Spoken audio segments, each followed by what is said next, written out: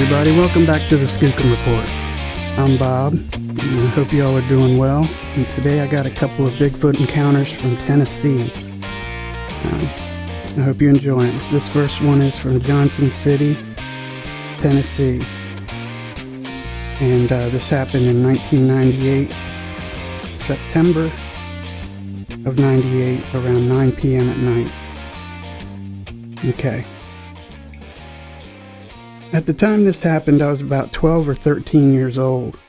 I was laying down in bed trying to go to sleep, and I was starting to get hot. So I got up to turn my fan on. My fan sat on a dresser next to my window. So as I got up to turn my fan on, something caught my attention out of the corner of my eye. My neighbors have a street light, so I had decent light to see outside with. I looked out the window to see what it was. What I saw was a Bigfoot. I just remember being shocked and I couldn't move. It was like I was frozen in place. I clearly remember its walk. It walked exactly how the Bigfoots I see on TV are, very much like the famous Patterson-Gimlin film. It walked slightly hunched over, with the bend at the knees and those long swinging arms. I also remember its hair color. From the way the light was shining, I could only really see clearly the color on its left arm and its back.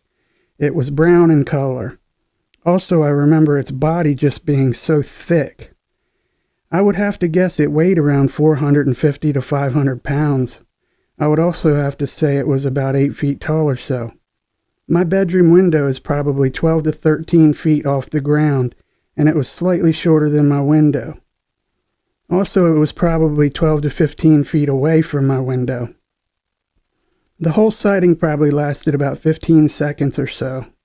And after the 15 seconds, I remember getting myself together and backing away from the window.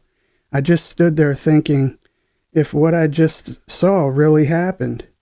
My parents' bedroom was next to mine, so I went to tell them, and of course they laughed at me.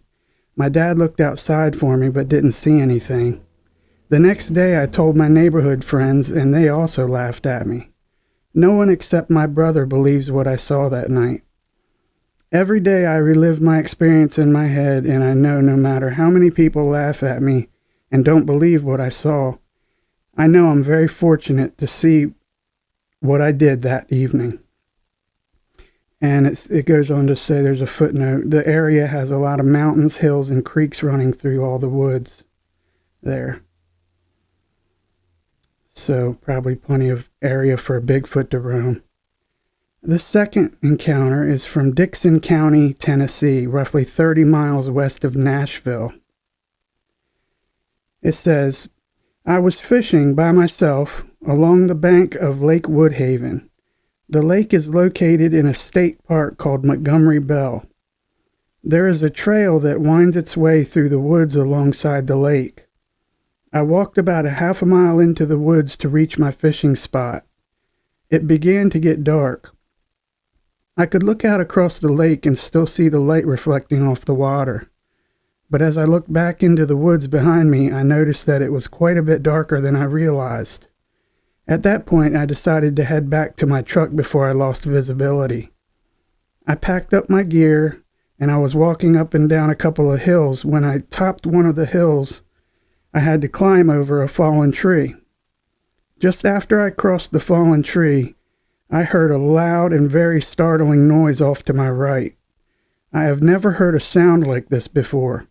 It almost sounded like the barking of a seal, except it was just a single bark, and it was loud enough to echo throughout the woods.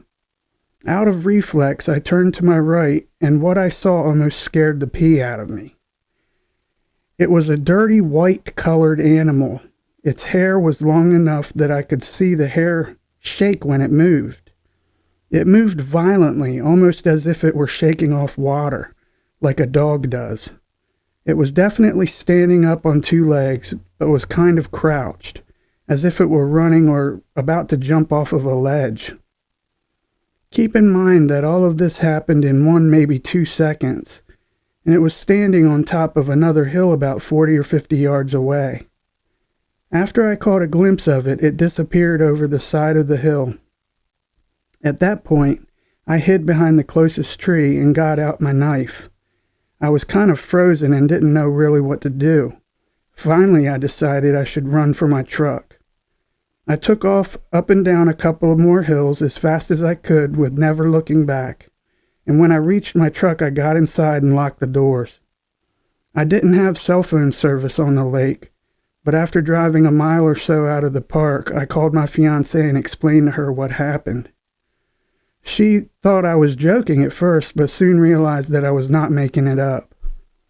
I drove about 15 minutes back to her parents' house, where we were staying at the time, and I told her father what had happened, and as soon as I finished the story, the first words out of his mouth were, "Jackson, you just saw the werewolf of Montgomery Bell."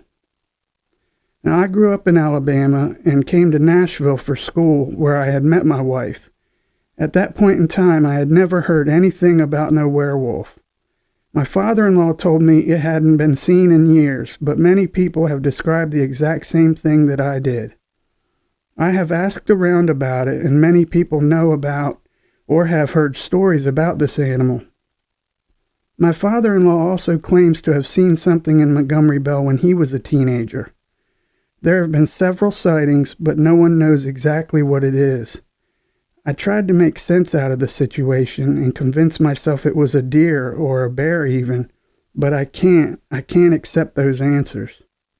I don't know what it is I saw, but it definitely was not a bear or a deer or any other type of animal that I have ever seen before.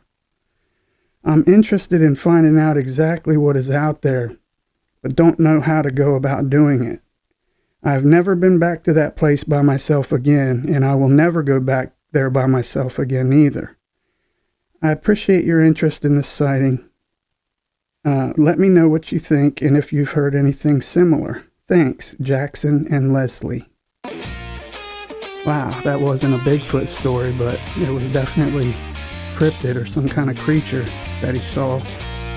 I've heard of white Bigfoot before, but never a white werewolf type of creature.